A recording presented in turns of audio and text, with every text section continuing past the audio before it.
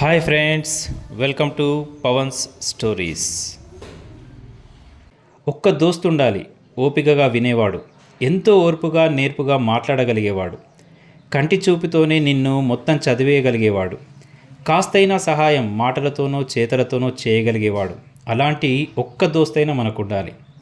మరి దోస్తుండాలంటే ఊరికే దొరుకుతారా? మనము కాస్త సమయం ఇవ్వగలిగేలా ఉండాలి, మనము కాస్తైనా సహాయం చేయగలిగేలా ఉండాలి.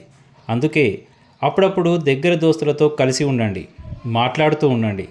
సమస్యకు పరిష్కారాలు ఏదో ఒక చోట, ఏదో ఒక దోస్తు దగ్గర ఖచ్చితంగా ఉంటుంది. ఖచ్చితంగా అది ఆత్మహత్య అయితే మాత్రం కానే కాదు. ఖచ్చితంగా లేచి నిలబడి పోరాడమే. అదే ఎవరైనా చెప్పేది, అదే మాట ఎవరైనా వినాల్సింది కూడా. అందుకే నిలబెడదాం, బ్రతుకుదాం, బ్రతుకును గెలిపిద్దాం.